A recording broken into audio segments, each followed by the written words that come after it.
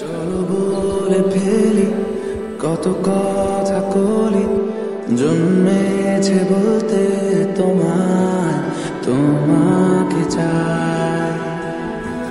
ঝলসানো রাতের এ পোড়া বরাতে তুমি আমার অন্ধকার। তো hello guys, welcome back to my channel. তো আজকে আবার অনেকদিন পর বেরিয়েছি, এত জায়গা ঘুরেছি না, কল্যাণী ঘোরার পর একটু রেস্ট নিয়ে আজকে অনেকদিন পর বেরোলাম। আর আজকে আমার গাড়ি নিয়ে বেরোয়নি, কারণ আমার গাড়িটা দিয়ে এসেছি গ্যারেজে। আজকে তাপসের গাড়ি নিয়ে এসেছি, এমটিটা নিয়ে এসেছি। তো ভাই একটা প্রবলেম কী হচ্ছে না, তো আমি তাপস এমটি কেনার পর না, আমি তাপস এমটিটা বেশি চালাচ্ছি। আর পাড়ার লোকজন একটা কথা বলছে, কিরে ভাই নতুন এমটি নিয়েছিস তুই, নতুন গাড়ি আবার একটা নিয়েছিস, আবার একটা গাড়ি নিয়েছিস। সবাই বলছে আরে ভাই যদি আবার একটা গাড়ি নিতে পারতাম, এমটির মতন গাড়ি যদি আবার একটা নিতে পারতাম, R15 সাথে যদি এমটিও নিয়ে নিতে পারতাম, তাহলে আমি বড় লোক আলটা পুরো ম্যাক্স হয়ে যেতাম না। क्या क्या कहना क्या चाह रहे हैं भाई आप? তো ভাই এখন আমরা একটু বেরোবো ভাবছি, একটু কাঠি বাবার মন্দিরটা, বাট আমি চিনি না কাঠি বাবার মন্দিরটা কোথায়। এখানে হাবড়ায় অশোকনগরের মিডিলে কোথাও একটা পরে কাঠি বাবার মন্দিরটা। তো ভাই আজকে চ্যানেলে যারা প্রথমবার এসে ভিডিও দেখছো তারা যাও এখনই ভাই সাবস্ক্রাইবটা করে নাও। আচ্ছা, সত্যি কথা বলতে গেলে কাঠি বাবা আশ্রম নামটা অনেকবারই শুনেছি, কিন্তু কোথায় এই আশ্রমটা আছে সেটা জানতাম না। তো আজকে ভাই বন্ধুরা বললো চ ভাই আমরা জানি, আমাদের সাথে বেরিয়ে পড়তে। তাই আর বেশি দেরি না করে বন্ধুদের সাথে বেরিয়ে পড়লাম কাঠি বাবা আশ্রমের দিকে। তো ভাই যারা কাঠি বাবা আশ্রমে যেতে চাও তাদের বলতে যাই তারা কিভাবে যাবে। সবার প্রথমে চলে আসো ভাই অশোকনগরে ওখান থেকে টোটো, অটো, বাস, লরি, ভ্যান যা খুশি যে কোনো একটা ধরে নিয়ে বলো ভাই আমি যাব হচ্ছে কচুয়া মোড়ের দিকে। তো ভাই কচুয়া মোড়ের ওখান থেকে যে কোনো টোটো ড্রাইভার বা অটো ড্রাইভারকে বললেই দেখিয়ে দেবে ভাই কোথায় কাঠিয়া বাবা আশ্রমটা। তোমরা চাইলে ওই টোটো অটো রিজার্ভ করেও চলে আসতে পারো কাঠিয়া বাবা আশ্রমে। তো ভাই আমরা চলে এসেছি এখন বাইক নিয়ে কাঠিয়া বাবা আশ্রমের দিকে। এইখানটা আমি ভাই বাইকটা রেখে দিলাম, কারণ এখানে বাইকটা রাখার পর মন্দিরের ভেতরটা যেতে হবে। তাই ভাই চলে এসেছি মন্দিরটার ভেতরে। মন্দিরের গেট থেকে কিছুটা এগিয়ে এসে দেখা যায় ভাই এরকম তিনখানা মন্দির আছে। বাট এই মন্দিরগুলো কী মন্দির ছিল সেটা আমরা জানতাম না, কারণ আমরা বাইরে থেকে দেখেছি ভাই, ভেতরটা এটা যাইনি। কারণ কিছুটা দূর এগিয়ে ছিল মূল মন্দিরটা, আমরা ভেবেছিলাম প্রথমে মূল মন্দিরটায় ঢুকবো, তাই এখানে বাইরে থেকেই আমরা সব কিছু দেখে নিয়েছিলাম। আর তোমরাও দেখে নাও ভাই এখানে, আর তোমরা আসতে পারলে এখানটায় নিশ্চয়ই যাবে, চেষ্টা করবে এখানটায় যাওয়ার, সামনে থেকে সব কিছু দেখবে।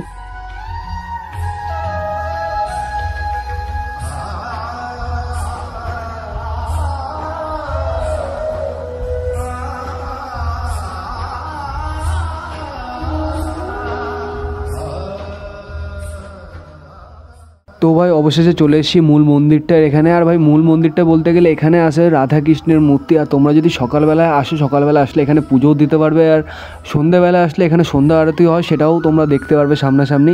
আর আমরা চলে এসেছি মন্দিরের ভেতরে। আর যখনই মন্দিরের ভেতরে যাবে তখন এখানটা এসে সবসময় প্রথমে জুতোগুলো খুলে নেবে, জুতো পরে ভেতরে প্রবেশ করবে না। আর মন্দিরটা ভাই খুবই সুন্দর, কি বলবো ভাই, মন্দিরের ভেতরে যদি যাও তোমার মনটা পুরো হালকা হয়ে যাবে ভাই। আর আমরাও ঢুকে পড়েছিলাম মন্দিরটার ভেতরে। আর এখানে যাক ভাই আমার ক্যামেরাটা অতটা ভালো হচ্ছিলো না, কারণ এখানে লাইট মাইট সব অফ ছিল। আর এখানটাও ভেতরে আমি ঠিক করে দেখাতে পারছি না। এই যে মেন যে গেটটা, এই গেটটার এখানে রাধাকৃষ্ণের মূর্তি আছে। এখানে তোমরা সকালবেলা আসলে পুজো টুজো সবই করতে পারবে। আর ভাই আমি তোমাদের বাইরের দৃশ্যটা দেখাচ্ছি।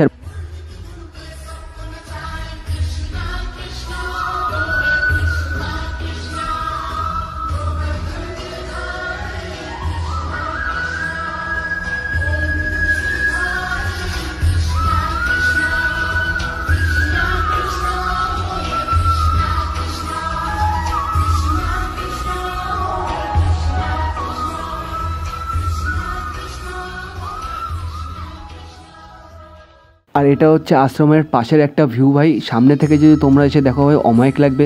আর আমাদেরও খুব ভালো লাগছিলো এখানটায় ঘুরতে। আমরা অনেকটা টাইম কাটিয়েছিলাম এখানে, তোমরাও এসে অনেকটা টাইম কাটাতে পারো, বসতে পারো। এখানে বিশ্রামালয় আছে একটা। আর আমরা এখন যাবো হচ্ছে এখানে যে পুকুর পাড়টার কথা বলেছিলাম, সেই পুকুর পাড়টার সামনে তোমরা যে ঝর্ণাটা দেখতে পাচ্ছ ভাই, এই ঝর্ণাটা এখন জল পড়ে না, বাট জলগুলো জমে রয়েছে। আর এটা দেখতেও খুব ভালো লাগছিলো।